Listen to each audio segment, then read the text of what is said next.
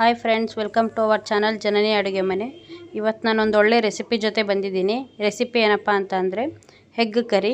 ಇದು ತುಂಬ ಚೆನ್ನಾಗಿರುತ್ತೆ. ಇದು ಸೇಮ್ ರೆಸ್ಟೋರೆಂಟ್ ಸ್ಟೈಲಲ್ಲಿ ಇದೆ. ಇದನ್ನ ಒಂದ್ಸತಿ ಟ್ರೈ ಮಾಡಿ, ತುಂಬ ಟೇಸ್ಟಿಯಾಗಿ ಕೂಡ ಇರುತ್ತೆ. ನೋಡಿ, ಇದನ್ನೀಗ ಹೇಗೆ ಮಾಡೋದು ಅನ್ನೋದನ್ನು ತೋರಿಸ್ತಾ ಇದ್ದೀನಿ. ನೋಡಿ, ಬಟರ್ ಹಾಕ್ಕೊಂಡಿದ್ದೀನಿ. ಬೆಣ್ಣೆ ಬೇಕಾದರೆ ಬೆಣ್ಣೆ ಹಾಕ್ಕೋಬೋದು, ಎಣ್ಣೆ ಬೇಕಾದರೆ ಎಣ್ಣೆ ಹಾಕ್ಕೋಬೋದು. ನಾನು ಬೆಣ್ಣೆ ಹಾಕ್ಕೊಂಡಿದ್ದೀನಿ, ಆಯಿತಾ. ಇದನ್ನೀಗ ಸ್ವಲ್ಪ ಮಸಾಲೆ ಮಾಡ್ಕೋಬೇಕು, ಅದಕ್ಕೋಸ್ಕರ ಸ್ವಲ್ಪ ಎಣ್ಣೆನೂ ಹಾಕ್ತಾಯಿದ್ದೀನಿ. ನೋಡಿ, ಈಗ ಒಣಮೆಣ್ಸಿನ್ಕಾಯಿ ಚೆನ್ನಾಗಿದ್ನೆಲ್ಲ ಬಾಡಿಸ್ಕೋಬೇಕು, ಅಂದರೆ ಇವೆಲ್ಲ ಫ್ರೈ ಮಾಡ್ಕೋಬೇಕು. ಆಮೇಲೆ ಪಲಾವ್ ಎಲೆ, ಗೋಡಂಬಿ, ಆಮೇಲೆ ಚಕ್ಕೆ, ಏಲಕ್ಕಿ, ಲವಂಗ, ಮೆಣಸು, ಶುಂಠಿ, ಬೆಳ್ಳುಳ್ಳಿ, ಇದನ್ನೆಲ್ಲ ಹಾಕ್ಬಿಟ್ಟು ಚೆನ್ನಾಗಿ ಬಾಡಿಸ್ಕೋಬೇಕು. ಇದೆಲ್ಲ ರುಬ್ಕೊಳ್ಳೋದಕ್ಕೆ ಬೇಕು ಮಸಾಲೆ. ಅದಕ್ಕೋಸ್ಕರ ನಮಗೆ ಜಾಸ್ತಿ ಮಸಾಲೆ ಬೇಕು ಅಂದರೆ ನಾವು ಜಾಸ್ತಿ ಕ್ವಾಂಟಿಟಿಲಿ ಯೂಸ್ ಮಾಡ್ಕೋಬೋದು. ನಮಗೆ ಎಷ್ಟು ಬೇಕೋ ಅಷ್ಟು ಮಾಡ್ಕೋತಿದ್ದೀನಿ. ಈಗ ನೋಡಿ, ಈರುಳ್ಳಿ,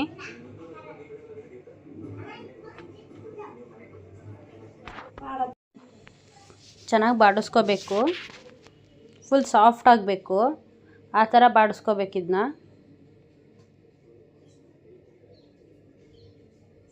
ನಾನು ಇದರಲ್ಲಿ ಬೆಣ್ಣೆ ಯೂಸ್ ಮಾಡಿದ್ದೀನಿ. ನಿಮಗೆ ಬೆಣ್ಣೆ ಬೇಕು ಅನಿಸಿದರೆ ಮಾಡ್ಕೊಳ್ಳಿ, ಇಲ್ಲಾಂದರೆ ಬೇಡ ಅಂದರೆ ಸ್ಕಿಪ್ ಮಾಡ್ಕೊಳ್ಳಿ. ಎಣ್ಣೆ ಹಾಕ್ಕೋಬೋದು. ನಾವು ಬೆಣ್ಣೆ ಇಷ್ಟಪಡ್ತೀವಿ, ಅದಕ್ಕೋಸ್ಕರ ಬೆಣ್ಣೆ ಹಾಕ್ಕೊಂಡಿದ್ದೀನಿ.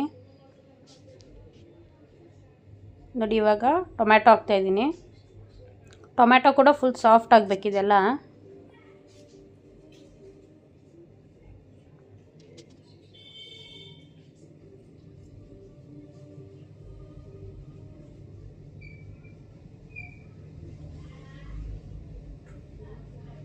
ತುಂಬ ಈಸಿ ಅನಿಸುತ್ತೆ ಇದು.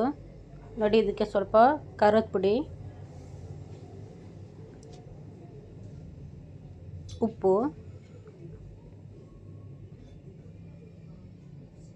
ಸ್ವಲ್ಪ ಅರಿಶಿನ. ನೋಡಿ, ಇವಾಗ ಸಾಫ್ಟ್ ಆಗಿದೆ. ಇಷ್ಟು ಸಾಫ್ಟ್ ಆದರೆ ಸಾಕು.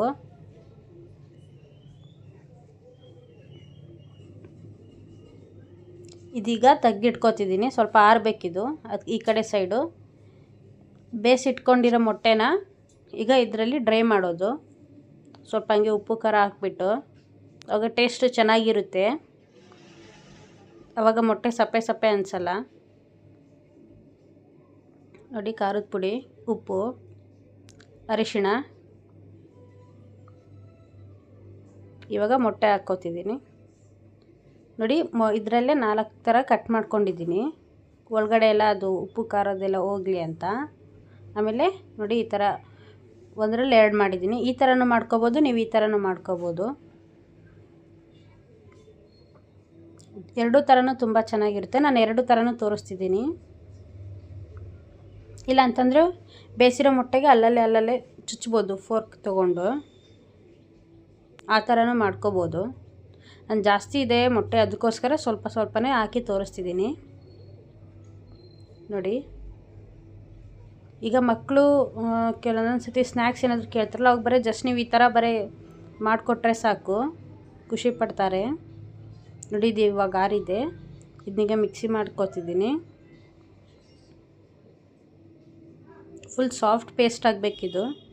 ನೀರು ಹಾಕೋ ಅವಶ್ಯಕತೆ ಏನೂ ಇರಲ್ಲ, ಅದೇ ಪೇಸ್ಟ್ ಆಗಿಬಿಡುತ್ತೆ. ನೋಡಿ, ಪೇಸ್ಟ್ ಮಾಡ್ಕೊಂಡಿದ್ದೀನಿ. ಇಲ್ಲಿ ಈ ಕಡೆ ಒಗ್ಗರಣೆ ಹಾಕ್ತಿದ್ದೀನಿ. ಅದಕ್ಕೂ ಕೂಡ ಬೆಣ್ಣೆ ಉಪಯೋಗಿಸಿದ್ದೀನಿ ನಾನು. ನೋಡಿ, ಬೆಣ್ಣೆ ಕರಗಿದೆ. ಇದಕ್ಕೀಗ ಈರುಳ್ಳಿ ಹಾಕ್ತಿದ್ದೀನಿ.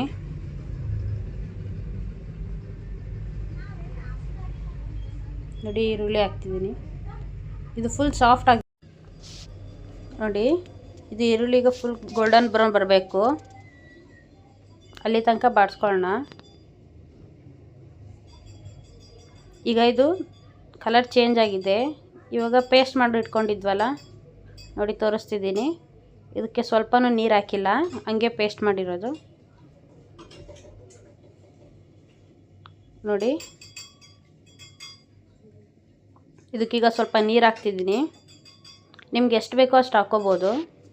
ನಾನು ಸ್ವಲ್ಪ ಜಾಸ್ತಿ ಹಾಕ್ಕೊಂಡಿದ್ದೀನಿ. ನೋಡಿ, ತೋರಿಸ್ತೀನಿ.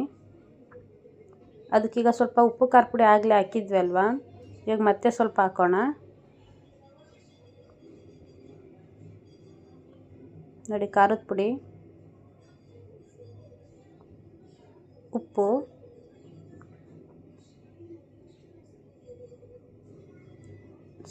ಸ್ವಲ್ಪ ಅರಿಶಿನ ಅಷ್ಟೇ. ನೋಡಿ, ಈಗ ಕುದೀತಾ ಇದೆ.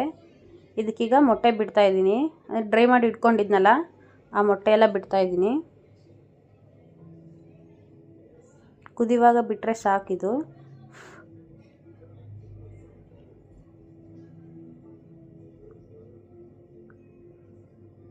ನೋಡಿ, ಇವಾಗ ಲಾಸ್ಟಿಗೆ ಸ್ವಲ್ಪ ಗರಂ ಮಸಾಲ, ಇದು ಹೋಮ್ ಮೇಡ್. ಲಾಸ್ಟಿಗೆ ಕೊತ್ತಂಬರಿ ಹಾಕ್ತಾಯಿದ್ದೀನಿ.